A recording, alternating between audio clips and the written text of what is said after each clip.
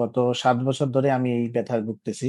Back pain, পেরিয়ালাইটিস সমস্যা ছিল, নার্ভের সমস্যা, সায়াটিকা ছিল। উত্তরবঙ্গে, রংপুরে বিভিন্ন জায়গায় ডাক্তার দেখাইছি। বাংলাদেশ থেকে ইন্ডিয়াতেও গেছি আমি। নিজে থেকে একটু ভয়, নার্ভাস ফিল করতেছিলাম যে অপারেশনে যাবো কিনা।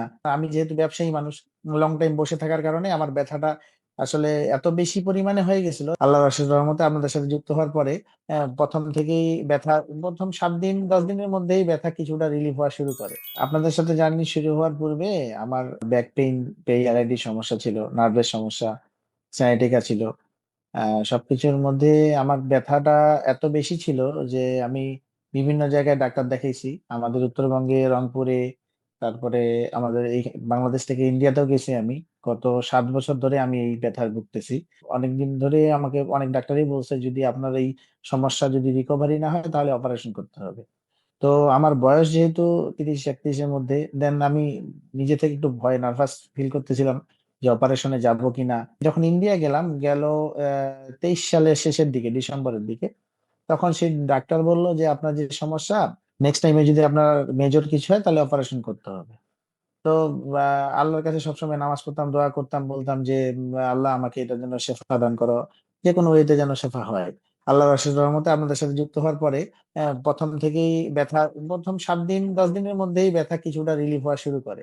ধীরে ধীরে ব্যথা রিলিফ হওয়া শুরু করে এবং পর্যায়ক্রমে আমি যেহেতু ব্যবসায়ী মানুষ, লং টাইম বসে থাকার কারণে আমার ব্যথাটা আসলে এত বেশি পরিমাণে হয়ে গেছিল যেটা আসলে আমি আমার পরিবারেও এটা সাফার করতো। অনেক সময় এমনও হয়েছে যে আমাকে বা ওয়াশরুমে যেতে গেলেও আমাকে অনেক সাপোর্ট নিতে লাগছে।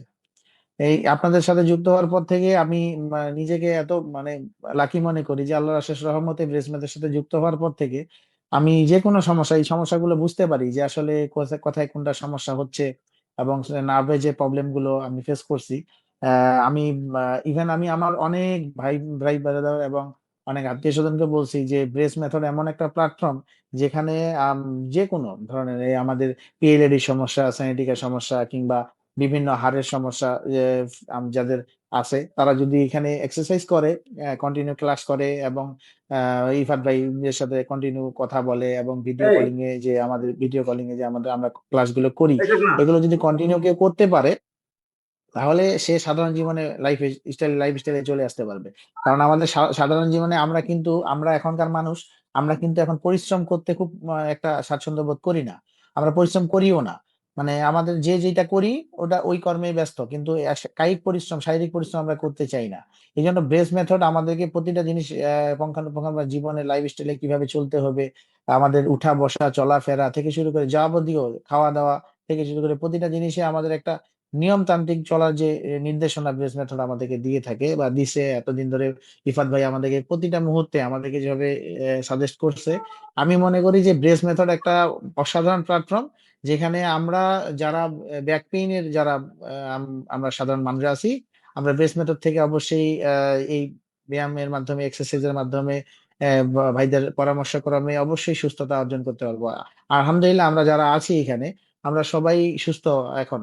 এবং প্রতিনিয়ত আমরা যারা আমরা সমস্যা ফেস করি, আমাদের হয়তোবা চলাফেরা গতি 100% হয়তোবা সুস্থতা অনেকের আসেনি, হয়তোবা 95% বা 98% বা 90% যাদের সুস্থতা আসছে তারা হয়তোবা এক্সারসাইজ কন্টিনিউ করলে আমাদের ওই ওই ব্যথা পেইন অনুভব আমরা করি না। আর আমাদের এই চলাফেরার গতিতে সব থেকে ভালো জিনিস যেটা মনে হয়, ভাইদের যেটা নিষেধ, যেটা আমরা করা করি, নিষেধ যেটা করা আছে, এই নিষেধ মাফিক চলাফেরা করলে আলহামদুলিল্লাহ সবাই সুস্থ থাকবো আমরা আশা করি।